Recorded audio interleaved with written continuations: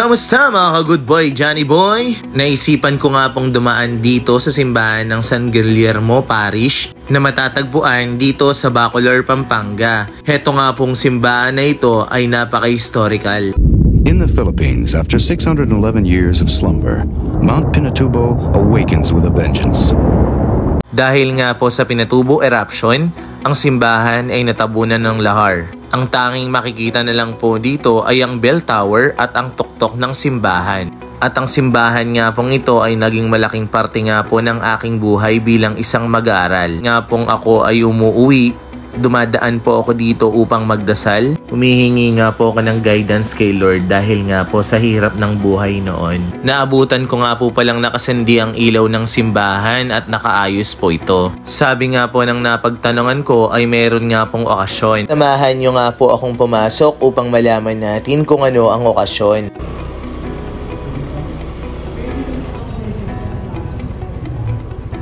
Siyempre, tamang parada nga muna po tayo dito sa Gedli para safe ang ating motor bago tayo pumasok.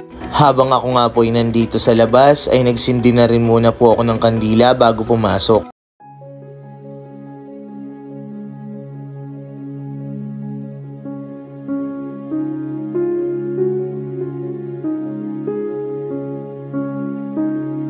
Pumasok na nga po pala ako sa simbahan at nakita ko nga po dito ang napakaraming hilera ng Santo Niño. Heto nga po ay dala ng mga kamarero at kamarera. Sila nga po ang nag-aalaga sa isang santo. Pinaghahandahan at pinagagastusan din po ito. Ang iba't ibang disenyong Santo Niño nga po ay galing sa buong Central Luzon. Heto nga po at ipapakita ko po sa inyo ang lahat. Dito nga ay na-meet ko nga po ang sakristan ng San Guillermo Parish at tinanong ko nga po sila kung ano ang okasyon. Bro, piyesta ng Santo Niño ngayon eh? Hindi po, bali ano lang po to, yung yearly gathering ng mga kamarero po. Ah, okay po. Pero yung piyesta ng Santo Niño po is 19 po talaga. Ah, okay. So kumbaga yearly lang po nila ginagato yung banal na anak po na exhibit po. Wow, dami no? Iba-ibang lugar to sa Bacolor lang. Buong Pampanga po, tapos may mga taga Cavite, Bulacan po. Ay, ganun. Yung iba po nandito sa loob. Ah, okay. So, nice parang ano lang po, exhibit lang po. Exhibit, okay. Ay, yung mga kamarero na doon sa labas. Tapos doon sila i-award kung kan. Or certificate of recognition lang. Recognition po, gala night po nila. Ah, gala night. Tsaka sinasabay din po kasi nila sa novena ng San Guillermo po yung patron. Ayaw nga pala, kailan yung fiesta dito? February 10. Tapos yung patrona po namin, sila na Val de Bacolor po, every third Sunday of November po siya. Ah, okay. Dalawa po yung patron. Ah, dalawa po. Okay. Ayun yung nasa ilalim yun yung yung November. Val de Bacolor po. Sa taas niya po yung nakatakip. San Guillermo. Okay. Sige, salamat bro. Sa Kristan din kasi ako bro eh. Saan po sir? San Rafael Parish ako, sa Lubao. Napaka-approachable nga po nila at napakabait.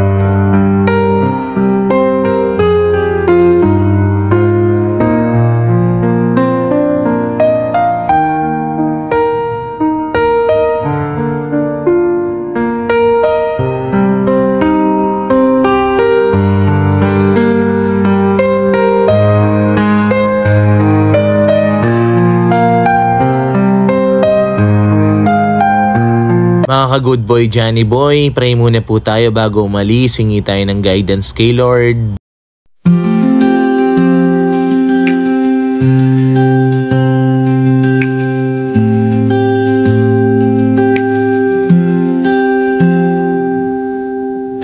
Ako nga po ay tuluyan ng umuwi.